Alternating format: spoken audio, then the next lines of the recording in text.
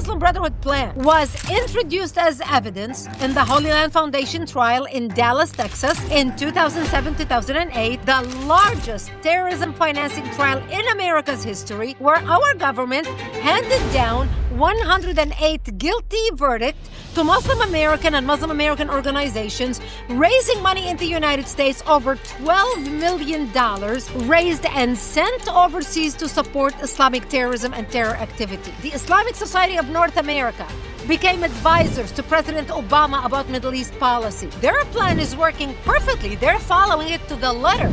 Part of their plan is how to work with the left in order to impact policy, not just in the United States, but worldwide. So in this last election, while most people focused on, oh my goodness, Mamdani, became the first Muslim mayor of New York City, 6 Muslim mayors won the election that day. Europe is at stage 4 cancer. Europeans did not heed the warnings. And the perfect example is in Lebanon. Once the Islamists won and they became the majority, they killed the lefties just as much as they killed the rest of us, because they looked at them, oh, you're Christian idiots, we're done with you now. We have no use for you. You already served your purpose. Can you explain, as it stands now at the beginning of 2026, what is the Muslim Brotherhood plan for America?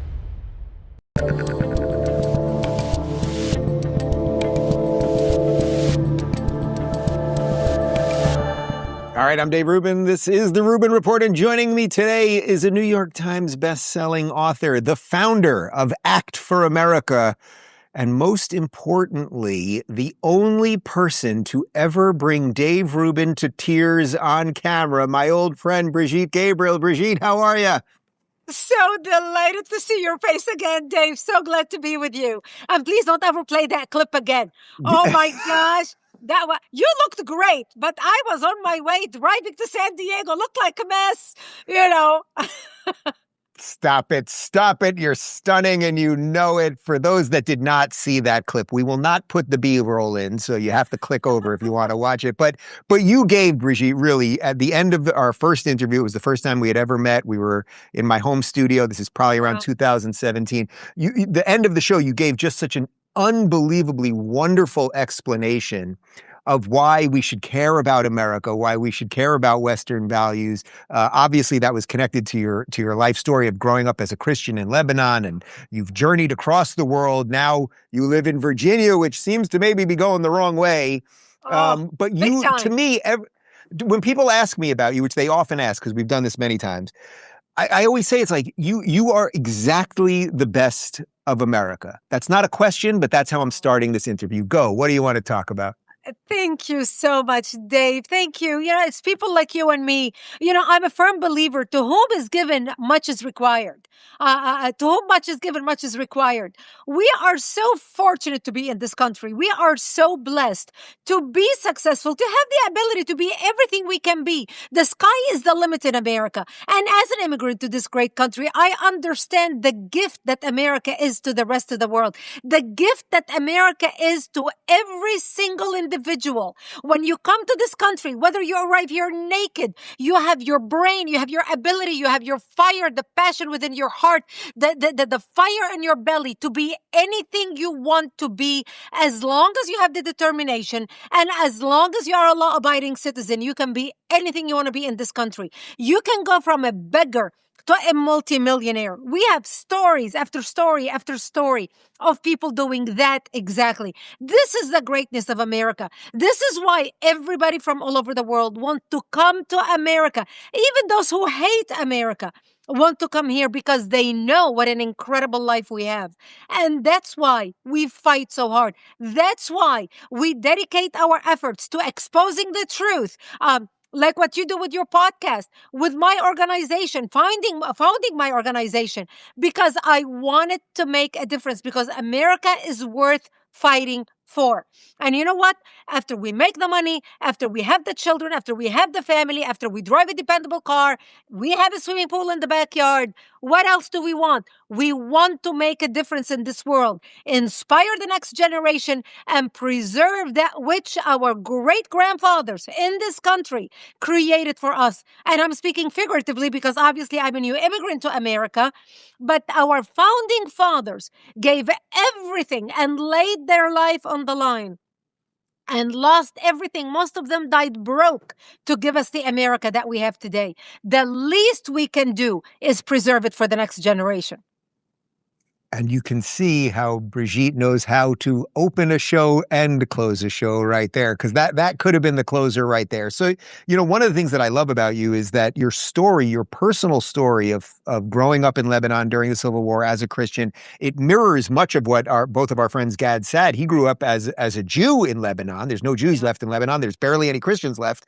But you a Christian, he a Jew, growing up at a similar time during the war, both having to flee. He ended up in Canada. You were temporarily in Israel and then eventually came to America. But then to fight for the values that your country, Lebanon, sort of had, or at least was veering towards. And then, the Islamists came in and took everything out. So I think the thing that put you on the map, at least for me, was about a decade ago. I'm sure you know what year it was. You gave a speech outlining the Muslim Brotherhood's plan for America. And we can show some B-roll of it, but you hold the document up and you're waving it at people saying, this is the plan to destroy America. And for, I think, a few years, people probably thought, oh, she's nuts, or she's making this up, or it's not real, or some version of that.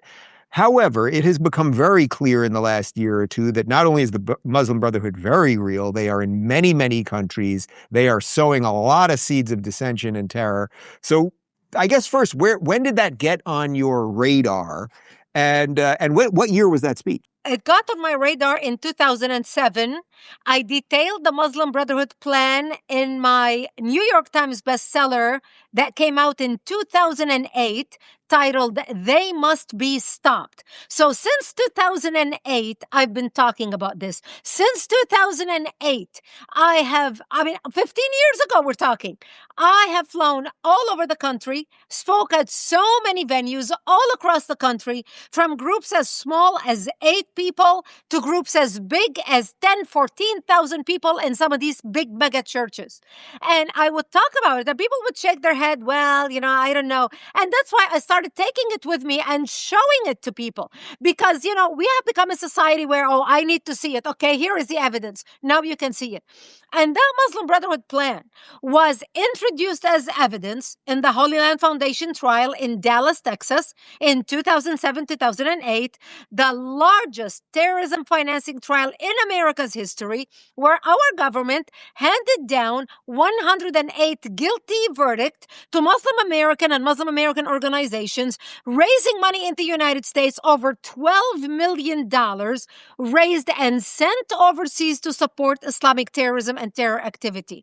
And in the last page of that plan, they list 29 front Islamic organizations set up in the United States for the destruction of America at our miserable hands, as they say it. And Obama came to power. And when I talk about these things, and I talk about how ISNA, the number one organization on the Muslim Brotherhood Project, in the list at the last page of their plan, ISNA, the Islamic Society of North America, became advisors to President Obama about Middle East policy. NATE, the North Islamic American Trust, owns 90% of the deed to American mosques in the United States. Number 2 on the list is the Muslim Student Association, which has more chapters on American college campuses than the Democrats and the Republicans combined. Number 22 on the list is IAP, Islamic Association for Palestine, which later became CAIR, Council on American Islamic Relations.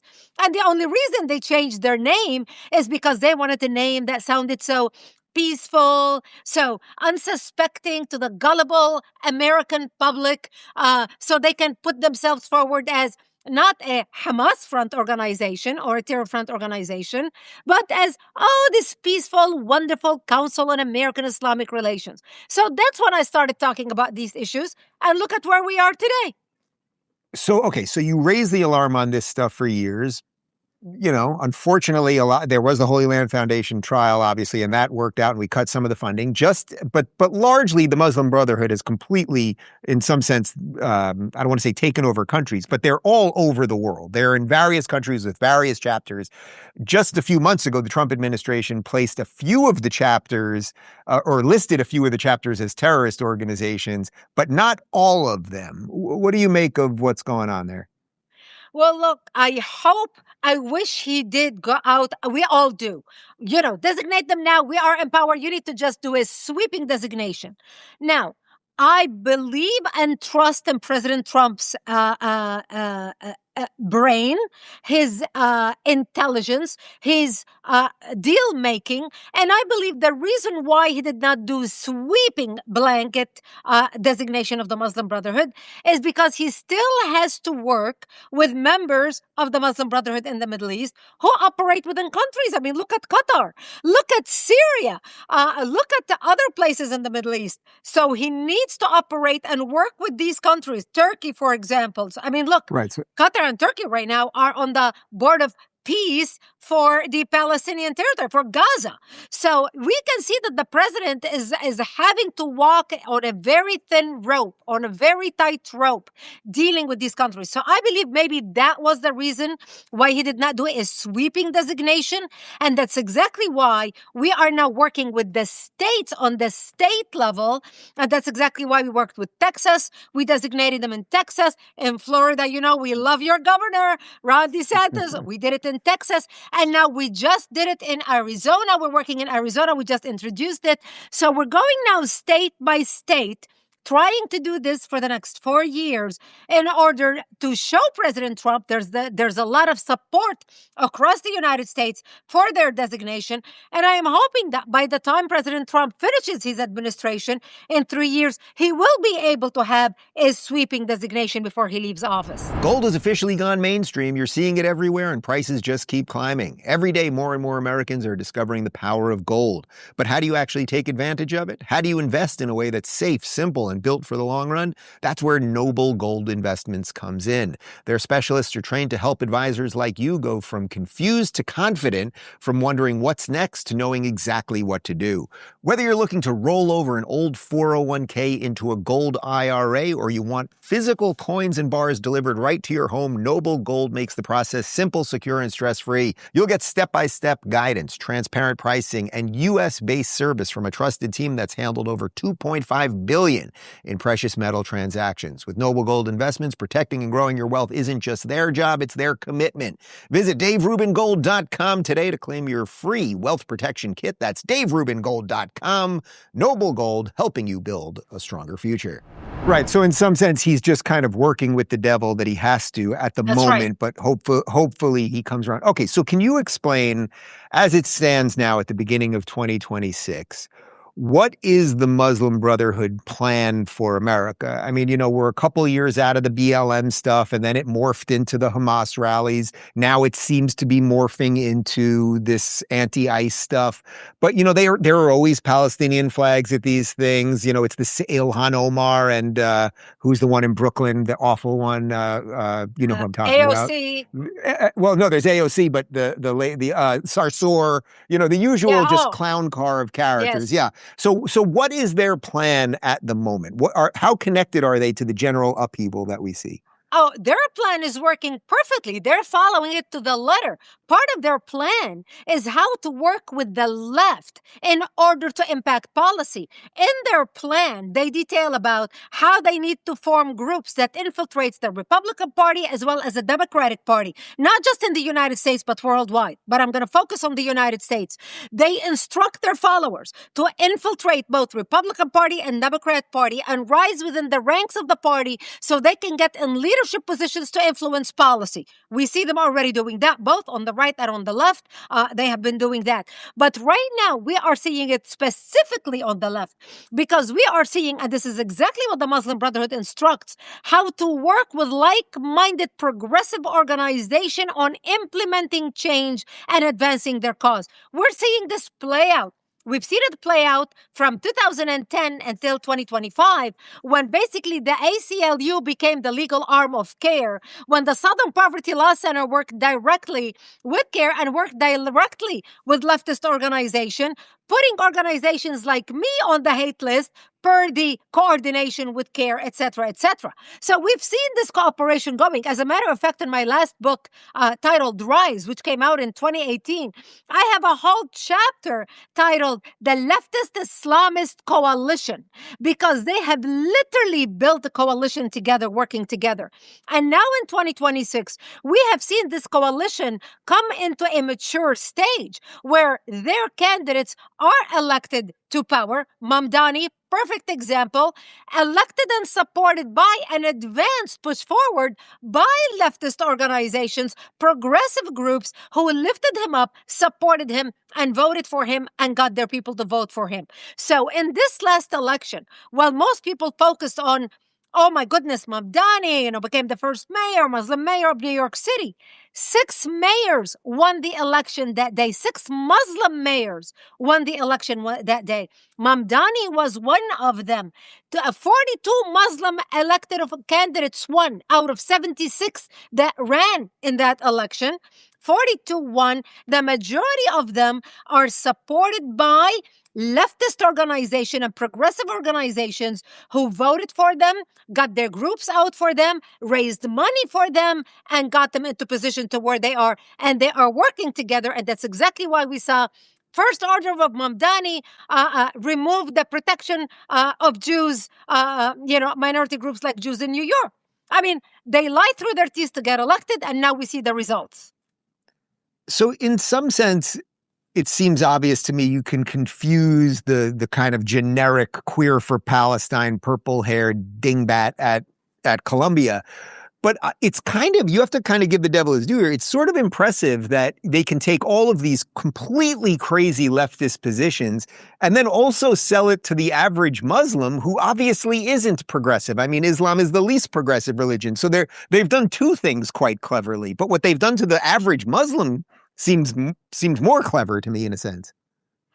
Yes, but it didn't take that hard because they played the victim card. And the victim card trumps everything else. Misery loves company. We all heard that growing up through all our life. Misery loves company. So people love to get together and commiserate. And it's such a strong emotional bond that pulls people together. The emotional bond trumps anything else. You can have an intellectual conversation with somebody and you can agree with them intellectually on this, that, or the other, or can disagree intellectually. But if you come together because you share a feeling, a very strong emotion, you will get together. Let me put it in normal terms, okay? Let me put it out of the box. When two people are attracted to each other sexually, when there is this sexual chemistry between two, they may hate each other. They may be a prisoner and the prison guard. They are in totally opposite sides. But when you have a sexual drive so strong, which they both share, they'll end up making love because that's what brought them together. And it was stronger than any difference they have. Why? Because it was a feeling, an emotional drive. So the victimhood is the strong emotional drive that will equate to sexual attraction between the left and the Islamists. So when they can sit together and say, you've been a victim, we've been a victim. Oh, you lost loved ones who died in Gaza, or how you've been persecuted because you're a Muslim. We've been persecuted. They killed our people too. Oh, and by the way, they hate us both because we are people of color, even though, people from the Middle East come, they're not black. Actually, I'm the darkest color that comes from the Middle East. So yeah. It's not the color issue, but it's the emotional issue, and that's how they played it, and that's how they are getting them. The imagery you just put in my head between the Queers for Palestine and what I've got going through Ilhan and Linda and everything else is rather disgusting. So let's just move on for a moment. What do you think it looks like the day after they've accomplished what they want to accomplish, meaning they have this crazy red-green alliance that everyone understands doesn't make sense. Queers for Palestine is very different than Palestine for queers. They're not for any of these progressive ideals or feminism or anything else. But let's say the Muslim Brotherhood plan comes to fruition, whether it's New York City, it fully comes to fruition, or nationwide or whatever. What do you think happens the next day to their green colleagues? Well, or their red colleagues, I should say? it is coming to fruition because we are 35 years into the plan and it's working perfectly exactly the way the Muslim Brotherhood intended it to work. So they are on track and even actually moving beyond their timelines because of the cooperation or the gullibility of the West. They didn't even expect the clever West to be so gullible and to fall into their plan and follow their plan. So that is working already. The end result is transforming America. In their mind, they want the whole world to adhere to Islamic ideology.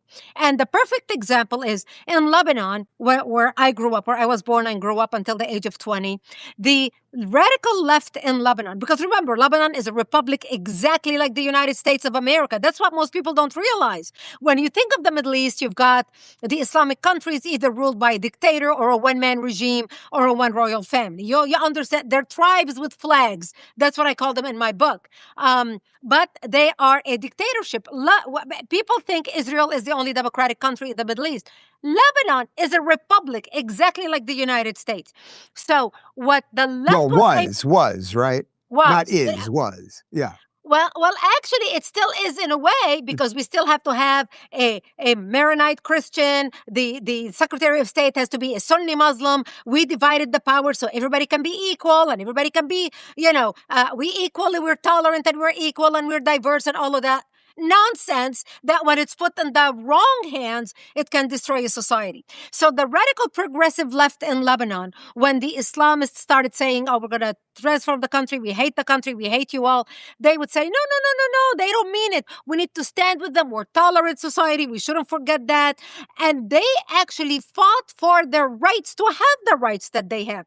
And once the Islamists won and they became the majority, they killed the lefties just as much as they killed the rest of us because they looked at them, oh, you're Christian idiots, we're done with you now. We have no use for you. You already served your purpose. So they massacred the lefty Christians as much as they massacred the conservative Christians in Lebanon. In America, the same thing is going to happen. It's like Iran. When the Khomeini came to power in 1979, the first thing he did is kill all the progressives, is kill all the leftists, is kill all the people who said, we want to make sure we have equality in the country. That's what Carter thought, by getting rid of the Shah and bringing Khomeini, they're going to have equality. Khomeini killed everybody. In America, once the Islamists have their way, they will have no use for the queers for Palestine, the LGBTQ plus, whatever. They have no tolerance for these people because they despise these people.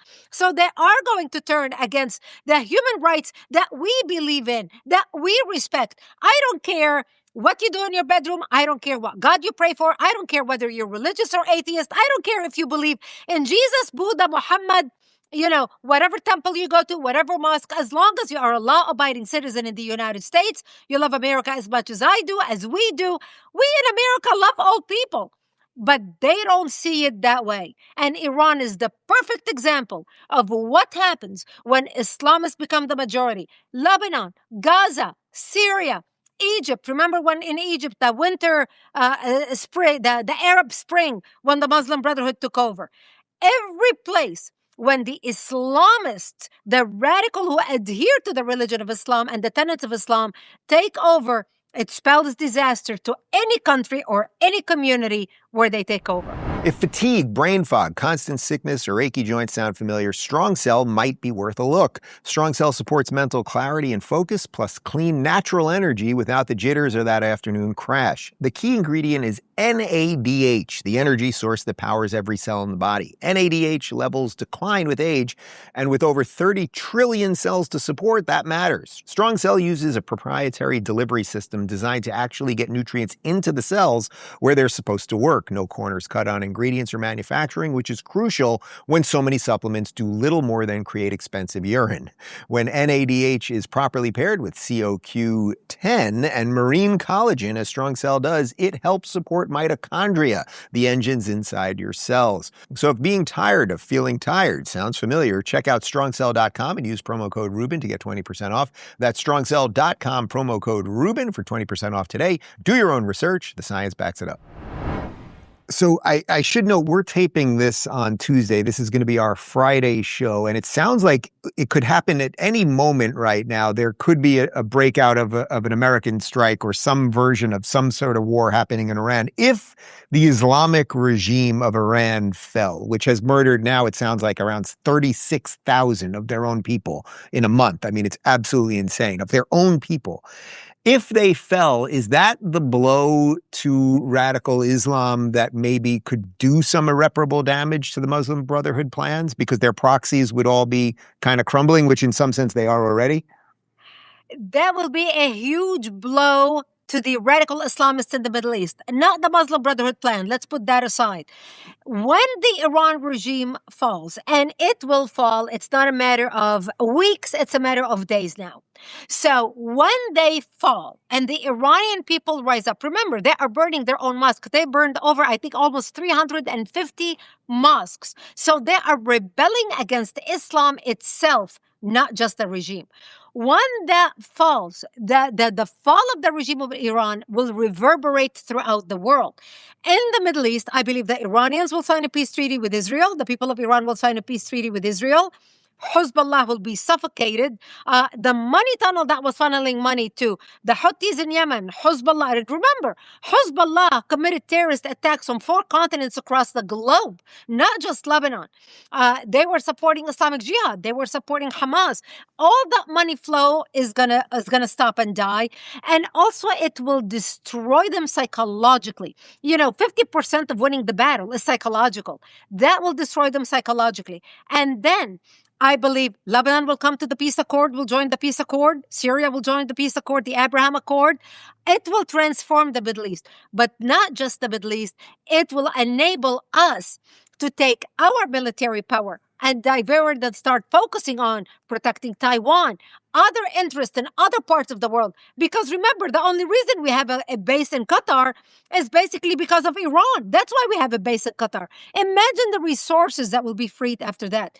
That is very different than the Muslim Brotherhood. The Muslim Brotherhood is a Sunni movement. Iranians are Shia movement. There's not many Iranians in the world. The Sunnis, Indonesia, the biggest country in the world, is a Sunni country. 280 million Muslims all adhere to Sunni Islam. So the Muslim Brotherhood and their plan, the Muslim Brotherhood will always have sympathizers all over the globe.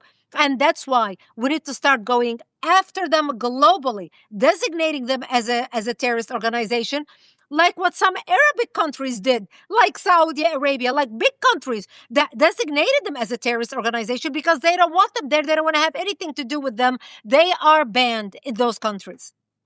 So you kind of alluded to this earlier, but what do you make of what's going on with Qatar? Because we know they are pumping literally billions of dollars into our colleges here, and then our colleges become bastions of leftism and completely the same stuff that you're arguing the Muslim Brotherhood wants to happen. So Qatar has a piece of that.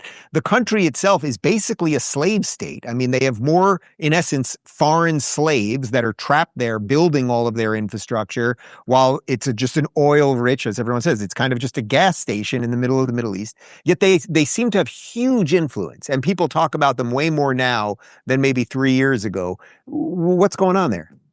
Qatar is the new shiny ball. They have no more influence and they have not pumped any more money than Saudi Arabia over the years. I detail in my book in 2006, Because They Hate, my first book, all the money that have poured into American colleges, from Harvard to Georgetown to Columbia to Cornell to Duke.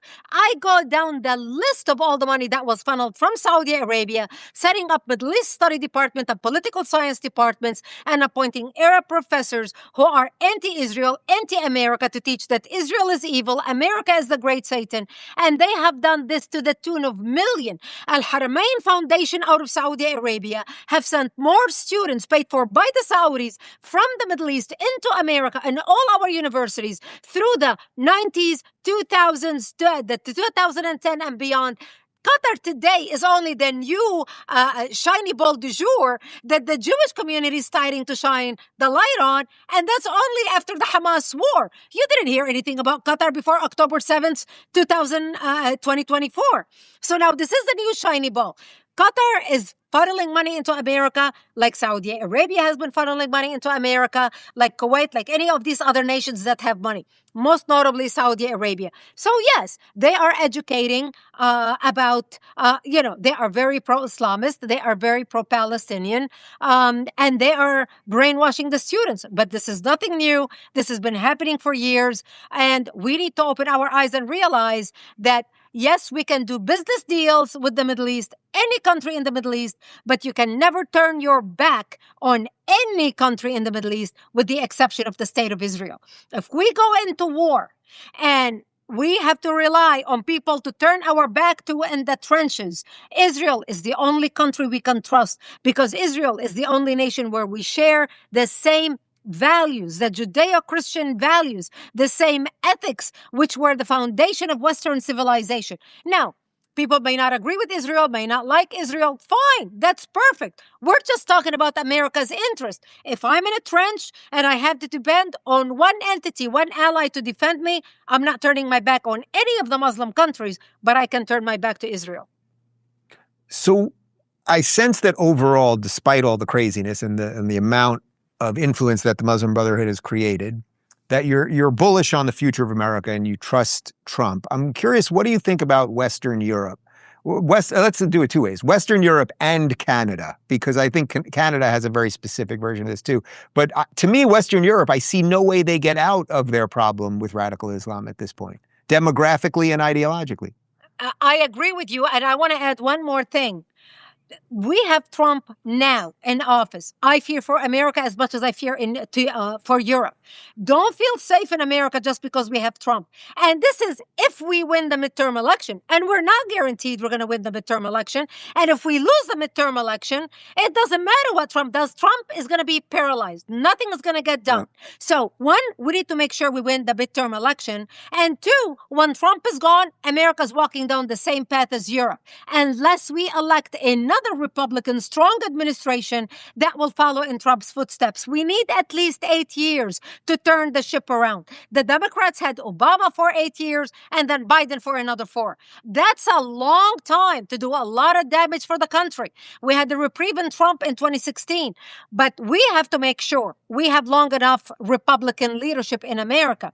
Now, to turn the ship. Having said that, Europe is at stage 4 cancer. Europeans did not heed the warnings of people who were warning about this, like Mariana Alachi back in 2002. Bless her heart. They vilified her. She's dead now. She's no longer with us. She's an Italian writer. She was writing about it. She was talking about it, warning Italy, warning Europe. Nobody wanted to listen to her. Batya Or wrote the book Eurabia in 2005. Nobody wanted to listen to her either, because people sometimes do not want to acknowledge the death facing them in the face, especially when it's a death of their immediate family member. So those who lived in Europe, the sons and daughters of Europe, looked at their mother dying, but they could not acknowledge that their mother has been infected with a disease that's killing it, like cancer. They refused to do what is required because they lived in denial. Now, mom is dying, Europe, and they're looking at it, and now they are grasping for air, thinking, what can we do? What can we do? They're electing people who are anti-Islamist. They're trying to pass laws that will limit immigration. They do not know what to do, but the damage is in. The cancer is in, and it is growing. Canada is the same way. Canada, there is no free speech in Canada. By the way, most Americans assume that Canada has free speech laws like we do. We take it for granted that Of course, everybody else has free speech like we do. No, they don't. Neither Europe nor Canada. So they both have the same problems because they both rolled out the carpet for people who do not share their values. We in America had patriotism. Look, September 11th, after we were attacked on September 11th, what saved America was the patriotism. Europe doesn't have patriotism. Canada did not have the patriotism that we had. That is eroding right now. Right now, America is so divided. We are no longer the group that's going to stand Republican and Democrats on the steps of the Capitol like we did on September 11, 2001, and sing God Bless America. That's not going to happen no matter what, because the Democrats hate the Republicans, conservatives, people like you and me who are middle of the road, who think, we need to preserve our country. They hate us. If we agree with one thing Trump does, you could be extreme lefty. In your case, you're gay, married, with children.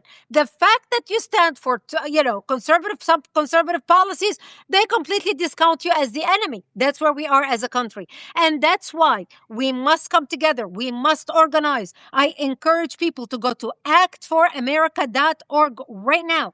Act for America. Click on Join Us. Start a chapter in your community. We have chapters all over the country. I'm proud to tell you that in the last 5 weeks alone, we have started 157 chapters in 36 states across the country. We have to fight tooth and nail leading up to the next midterm. Failure is not an option in the next midterm. We need to save our country if we do not want to be going down the path of Europe. So I want to jump back to, and we'll link to all the website and everything else below. But I want to jump back to New York City for a second because Mamdani does seem to represent so much of what you're warning against. I mean, what would your prediction be for the 4 years under this guy? It's going to be very tough. He's going to try to change a lot of laws. We already know he already started. But the biggest concern is going to be the Islamization of New York City. It's going to be the Islamization because look at all the people surrounding him. The Linda Sarsours, that people didn't really think much of her. And then we started seeing her rise to power, working. Remember, she was the co-sponsor, co-leader of the Women's March on Washington, D.C. And so we started seeing her rise through the ranks. And now she is older, more funded, more connected, with influence that she can brag about on social media. I mean, immediately as he got elected, even before he was elected, she was bragging about all the money that she raised for him through Islamist groups that put him in office. And after he got elected, she started talking about now he is accountable to us, the people that put him there. So with his election comes strings attached that they're going to start pulling. My fear for New York is the Islamization of New York. We already see now the prayers of the 5 times a day prayer on loudspeakers that people cannot do a darn thing about. And how is he going to be able to handle the defunding the police, the monitoring of terrorists, sharing information and intelligence, or maybe impeding our work in protecting New York City because he's going to consider it's anti-Islamic to do certain things. So that's the danger.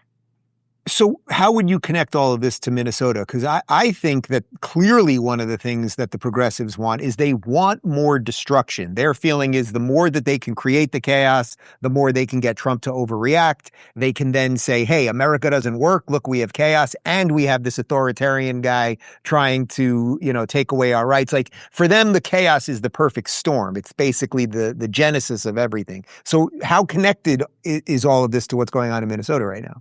Well, it's very connected. In Minnesota, they needed a distraction from the fraud. The over $9 billion stolen from your pocket, my pocket, and our children's pocket to go to fraud to a group of people that Obama imported and plopped in Minnesota that have become such a huge voting bloc. They now have a representative in Congress. Not just one representative of Congress, but the lefty elected officials right now are bowing at their feet, trying to protect them. So the left has become the enemy of the state in the United States. They are the enemy within, David. Make no mistake about it. It is time we face the ugly truth. The left is working with the Islamists. The Islamists use what's happening in Minnesota. They want chaos because chaos is a driver for change. In chaos, evil thrives. In chaos, they can get away with fraud. In chaos, they can get away with restructuring and organizing and recruiting more people who are against people like you and me who want to preserve America. And so this is why they love the chaos in America. And that's exactly why you see the leftist groups and the Islamist groups are coming together to stand. We do not want the deportation of people of color, which is the rallying cry that they're bringing them now together because they turned it into a racist card right now. They're playing the racist card. You want to deport people because they are people of color because you are racist bigots. That's how they are playing it, which has nothing to do with reality. Mhm. The left would much rather protect murderers, rapists, and pedophiles instead of protecting your mother, your father, and your children. This is where we are in this country. So they are connected, they are working together, and their number one goal, for example, in Minnesota, they needed a reason to distract from the fraud. They found their reason, and they're going to continue this all the way up to the midterm election. They need something that will unify the Democratic Party to rally under an umbrella, to come together as one force against Republicans to make sure they stop Trump at all costs. They have fire in their belly. They have a desire for change, while our people are sitting on the sidelines praying that we're going to have change, hoping for change, praying that everything is going to work out, and saying to them, or getting themselves into thinking, well, I hope everything works out well. I'm going to go out and vote, and hope that every single conservative will come out and vote this next election. Do you owe back taxes or haven't even filed in years? Now's the time to resolve your tax issues. With the national debate around abolishing the income tax system, the IRS is pushing back by becoming more aggressive than ever. They're sending more collection notices, filing more tax liens, and collecting billions more than in recent years. If you owe or you haven't filed, it's not a matter of if the IRS will act, it's when. Right now, Tax Network USA is offering a completely free IRS research and discovery call to show you exactly where you stand. Their programs and strategies can save you thousands or even eliminate your debt entirely if you qualify. Don't make the mistake of trying to handle the IRS on your own. Representing yourself or calling them directly can waive your rights and cost you significantly more. The IRS is not on your side, but Tax Network USA is. Get the protection you need and start resolving your tax matters once and for all. Call 1-800-958-1000 or visit tnusa.com/Dave for your free discovery call. Don't let the IRS be the first to act. You know, I'm so completely with you on this idea that everything that happened in Minnesota is because of the fraud situation, because people forget for the week before this all broke out, it was all pointed at the Somali daycare centers. Tim Walz literally announced he's not running for re-election. And then all of this breaks out just by coincidence in the same city. I mean, it's like, come on. No. Do you think there's any chance for the Democrat Party at this point to push back? Is there anyone left there? We always joke about Fetterman here, like he's the last sane guy in the party. Is there any chance that the Democrat Party can stem any of this, or it's just gone already? The Democrats care only about one thing, and that's power. Getting power or retaining power. They need to get rid of Trump because Trump is reversing every single thing they came up with. They want DEI. They want a wussified military. They want all the leftist policy that they rally for. And we do not want that. And so their number one goal is it doesn't matter how much we destroy America. This is how the left is thinking. It doesn't matter how much they destroy America as long as they win the midterm. And the Democrats know they have nothing to run on compared to Trump's accomplishment in the first year. I mean, look at the stock market. Look at the economy. Look at the wars that have stopped around the world. Look at America's strengths. Look at what we're building. What are the Democrats going to run on? The Democrats have to bond together to retain or maintain power. And if they don't do that, they're done. So they have to rally behind what's happening in Minnesota to save their own seats. Unfortunately, as sad of an answer as this is, that's the reality we are facing. What have you found to be the best techniques to wake people up? Because I still think, to get us to the first question, when you were out there, and again, we'll show some of the B-roll, and you're waving this document, and people are going, all right, whatever. It's just something. It's happening. It's not, like, everyone's just distracted in their own lives. What have you found to be the best techniques to get people out of the slumber that they're in? Because that's what we need to win this thing. I mean, that's really the only chance. The best way to get out of the slumber is to become active. And here's what I mean by that. They need to understand the difference between entertainment and activism. What we are doing right now is entertainment. I ask people all the time, Dave, are you engaged? Are you active? Oh, yes, Brigitte, I am active. I'm engaged. I attend CPAC every year. I'm a member of the local Republican club. We go have great speakers every month. Everybody eats the rubber chicken. They look so good. They network. And at the end of the meeting, everybody pats themselves on the back. Oh, my gosh, we had a great meeting. Who's the next speaker we're going to bring next month? That's their idea of engagement. They go to Turning Point USA, lights, turning balls, fireworks. Oh my gosh, this is so exciting. I got my picture taken with Don Jr. I got my picture taken with Janine Pirro. I got my picture taken with so-and-so. And they are on a high. They meet great friends. They go home 7 days later. They cannot remember a thing about the conference. They cannot even tell you what they can do to make a difference. But by golly, they had a great time. On the left doesn't have conferences. Name me one conference on the left.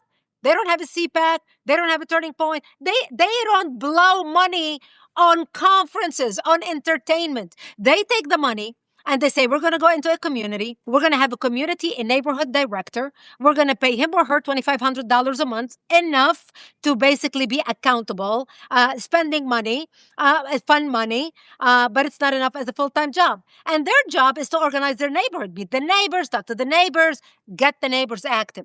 You stop any 22-year-old nitwit on the street and tell them, why are you a socialist? They cannot even tell you what socialism is. But by golly, they are engaged. So you have to understand that watching Fox News, watching Newsmax, watching America's Voice, tuning into talk radio, watching podcasts, that's all wonderful and educational. But that's entertainment. Education by itself is not sufficient. Education must be coupled with action. So how do you turn the ship around? Go to actforamerica.org. I named the organization Act for America. Not think about America, not hope for America, not wish for America, not pray for America, but act for America. We can think and hope and pray all the time, and that's fine, and we all do. But without action, nothing happens. Join us. Click on Join Us. Start a chapter in your community. Volunteer. If you are unable to start a chapter or to volunteer, stand with us financially. Support us. We have our campaign, 26 for 2020-26. For $26 a month, stand with us as a Patriot partner. We will email you the Muslim Brotherhood Project for North America. We'll put it in your hand. You can read it in Arabic and in English. Share it with your friends. And that's how we make a difference taking back our country. Does this lady know how to be a guest or what? Well, Brigitte, you did not bring a tear to my eye this time, but you opened like a champ, you closed like a champ, everything in the middle, all-star level. You're just the best. You're human caffeine with a smile. I love you. I really do. See, we should do this more often. We have a great time together.